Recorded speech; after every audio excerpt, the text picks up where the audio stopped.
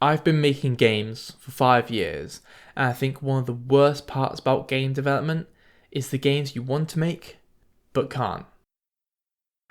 Back in 2020, I started making small indie games with the eventual goal of being able to do this for a career, for my future.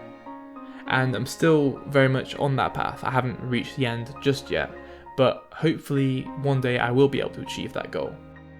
I'm currently working on Timeless Reign, which will be my second Steam release, which I'll touch on a bit later, but to give you a quick overview, it's a Metroidvania where you must manipulate time in order to traverse through the world and reach this mystical being at the end called the Timeless Reign.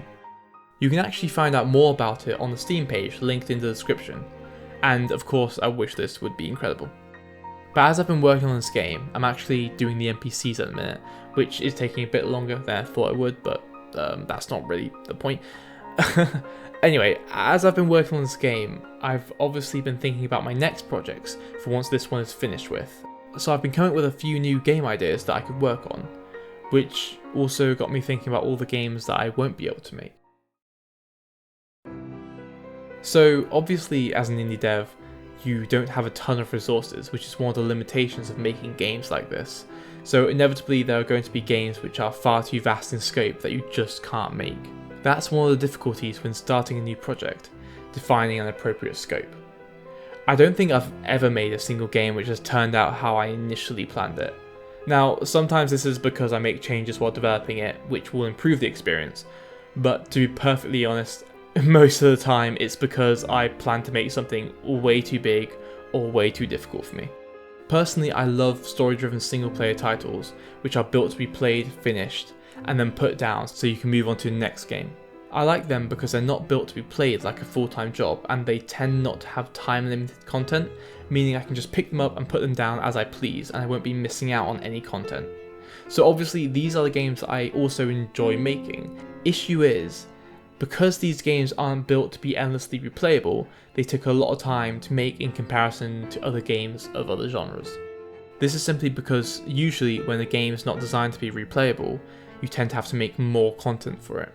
You know, think of like RPGs and all the story and dialogue, they tend to take a while to make compared to a simple platformer which is just all about levels.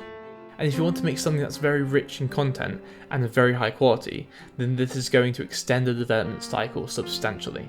I'd love to make a game which has cutscenes in, is dialogue rich, and has gameplay on par with some of the best in the genre, but obviously I can't without cutting corners somewhere. And this is something which is quite difficult when making indie games, looking at what you want to do and having to say that you can't really do that, it's not really feasible for you. However, that's not the main hurdle. Another issue when making indie games with little resources is money. When starting indie game development, you will likely have no funding, so you will need to supply all of that yourself, which depending on the type of game you're making, may be an issue. Assuming you're not going full-time indie dev, so you won't need to pay yourself a salary, the main things that you'll be spending money on are things that you yourself cannot do. This can be a pretty big issue if the game you're making requires a lot of the thing that you cannot do.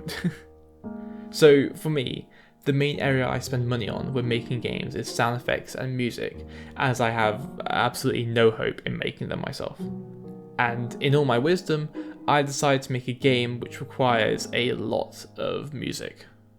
See, Timeless Reign, remember the game that I mentioned at the start of the video that I'm making, is a Metroidvania which tends to require a good deal of music to separate each area from one another and to make the boss fights more interesting.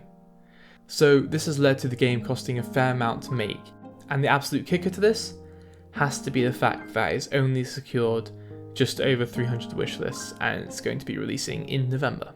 Now, to be fair, part of the reason for this is that I decided, for whatever reason, to only start marketing the game a few weeks ago. Not very smart, am I? Now, this probably means that it's not going to make back the money that was invested into the project, but hopefully it can still make something to hold Young Cat Games, which is my studio, over until our next project releases. The aim is to get 1,000 wishlists before Steam Next Fest in October, which I'm partaking in, but only time will tell if we achieve that. If you want to wishlist the game, then that would be incredible, and there's a link in the description. But I guess the point of the story is, if your game isn't a success, then you're not going to make back the money which has been invested into the project. So make sure to spend your money wisely. Back in 2020, I started making small indie games with the eventual goal of being able to do this for a career, for my future. So here's to hoping that a miracle happens and that Timeless Reign becomes the game that achieves this. Thank you for watching.